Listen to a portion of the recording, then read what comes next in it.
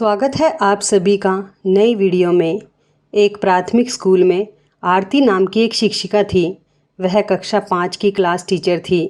उनकी एक आदत थी कि वह कक्षा में आते ही हमेशा लव यू ऑल बोला करती थी, मगर वह जानती थी कि वह सच नहीं बोल रही।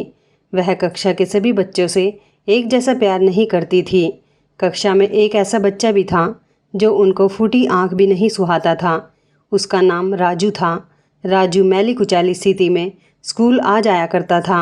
उसके बाल खराब होते, जूतों के लेसिस खुले हुए, शर्ट के कॉलर पर मैल के निशान। पढ़ाई के दौरान भी उसका ध्यान कहीं और होता था। मैडम के डांटने पर वह चौंक कर उन्हें देखता, मगर उसकी खाली खाली नज़रों से साफ पता लगता रहता कि राजू शारीरिक रूप से कक्षा में उपस्थित होने के बावजूद भी मानसिक रूप से गायब है। धीरे धीरे मैडम को राजू से नफरत सी होने लगी। क्लास में घुसते ही राजू मैडम की आलोचना का निशाना बनने लगा। सब बुराई के उदाहरण राजू के नाम पढ़ दिए जाते। बच्चे उस पर खिलखिलाकर हंसते और मैडम उसको अपमानित करके संतोष प्राप्त करती। हालांकि राजू ने किसी बात का कभी कोई जवाब नहीं दिया था। मैडम को वह एक पहचान पत्थर की तरह लगता, जिसके अंदर आत्मा नाम की कोई चीज़ नहीं थी। प्रत्येक डांट, व्यंग्य और सजा के जवाब में वह बस अपनी भावनाओं से खाली नज़रों से उन्हें देखा करता और सिर झुकाकर खड़ा हो जाता। मैडम को अब उससे गंभीर नफरत हो चुकी थी। पहला सेमेस्टर समाप्त हो गया और प्रोग्रेस रिपोर्ट बनाने का चरण आया तो मैडम ने राजू की प्रगति रिपोर्ट में यह सब बुरी बातें लिख मारी। प्रगति रिपोर्ट माता पिता को दिखाने से पहले हेडमास्टर के पास जाया करती थी। उन्होंने जब राजू की प्रोग्रेस रिपोर्ट देखी तो मैडम को बुलाकर कहा कि मैडम, प्रोग्रेस रिपोर्ट में कुछ तो राजू की प्रगति भी लिखनी चाहिए। आपने तो जो कुछ लिखा है इससे राजू के पिता बिल्कुल निराश हो जाएंगे। मैडम ने कहा, मैं माफ़ी मांगती हूँ, लेकिन राजू एक बिल्कुल ही अशिष्ट और निकम्मा बच्चा है। मुझे नहीं लगता कि मैं उसकी प्रगति के बारे में कुछ लिख सकती हूँ।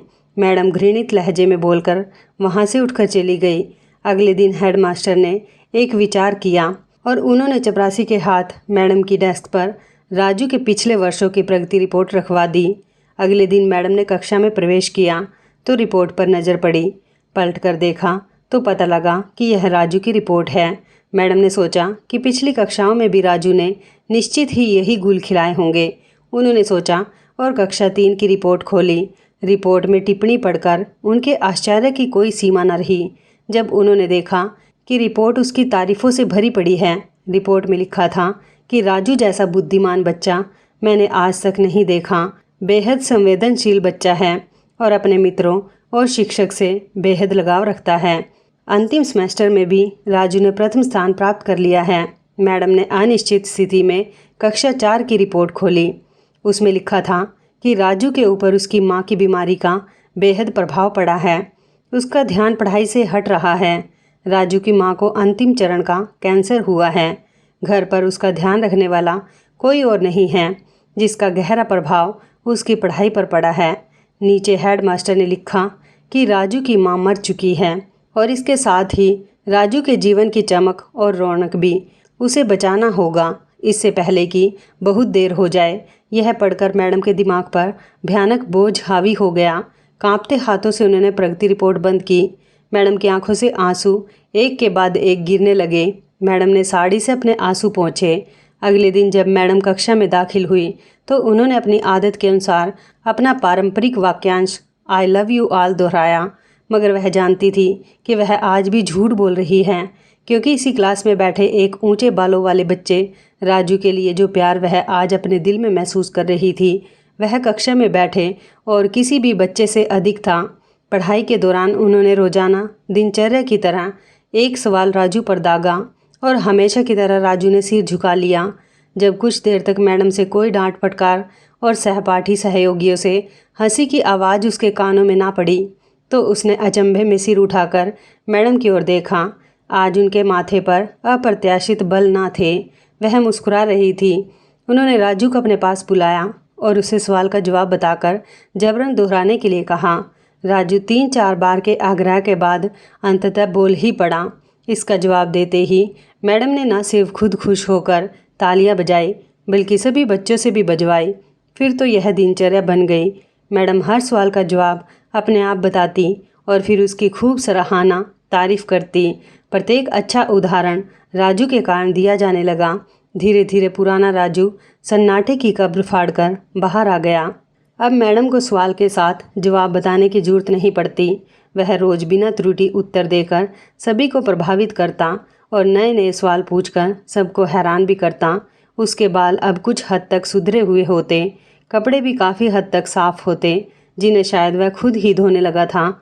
देखते ही देखते साल समाप्त हो गया और राजू ने दूसरा स्थान हासिल कर कक्षा 5 पास कर लिया, यानी अब दूसरी जगह स्कूल में दाखिले के लिए तैयार था। कक्षा 5वीं के विदाई समारोह में सभी बच्चे मैडम के लिए सुंदर उपहार लेकर आए और मैडम की टेबल पर ढेर लग गया।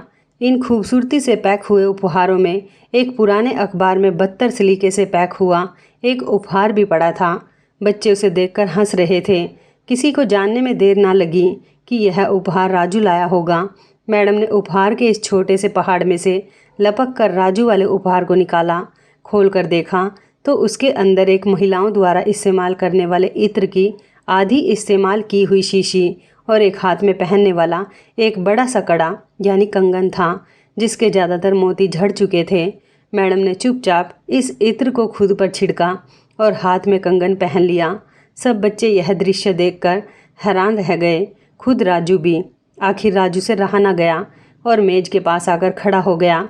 कुछ देर बाद उसने अटक अटक कर मैडम को बोला, आज आप में से मेरी माँ जैसी खुशबू आ रही है। इतना सुनकर मैडम की आंखों में आंसू आ गए और मैडम ने राजू को अपने गले से लगा लिया। राजू अब दूसरे स्कूल में जाने वाला था। राजू ने दूसरे स्कूल में दाखिला ले लिया। समय बीतने लगा। दिन सप्ताह, सप्ताह महीने और महीने साल में बदलते। भला कहाँ देर लगती है। मगर हर साल के अंत में मैडम को राजू का एक पत्र नियमित रूप से प्राप्त होता, जिसमें लिखा होता कि इस साल कई नए टीचर से मिला, मगर आप जैसा मैडम कोई नहीं था। फिर राजू की पढ़ाई समाप्त हो गई और पत्रों का सिलसिला भी समाप्त हो गया। कई साल आगे गुजरे और मैडम रिटायर हो गई। एक दिन मैडम के घर उनको राजू का एक पत्र मिला, जिसमें लिखा था कि इस महीने के अंत में मेरी शादी है और आपके बिना शादी की बात मैं सोच भी नहीं सकता।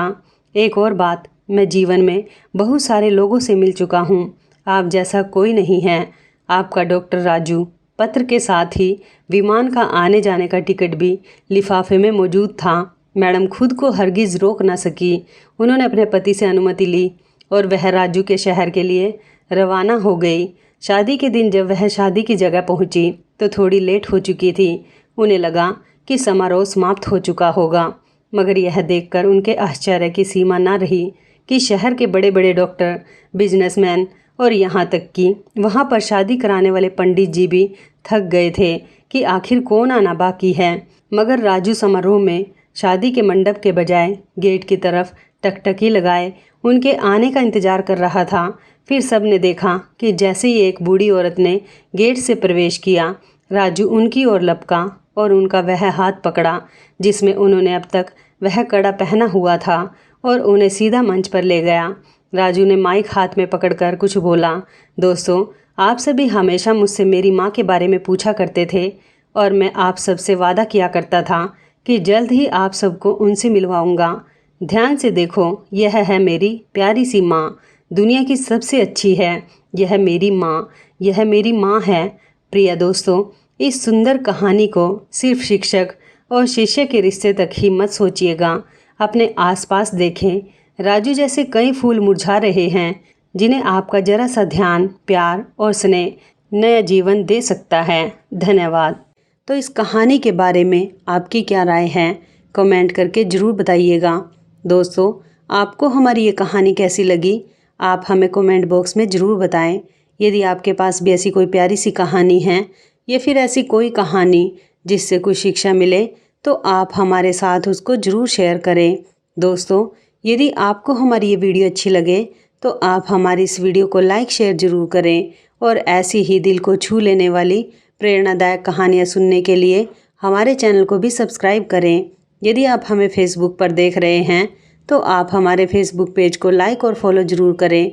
तो दोस्तों, फिर मिलते हैं ऐसी ही ज़बरदस्त कहानी या टिप्स के साथ नई वीडियो में। तब तक के लिए धन्यवाद। आप सभी अपना ख्याल रखना। आपका दिन शुभ व मंगलमय हो।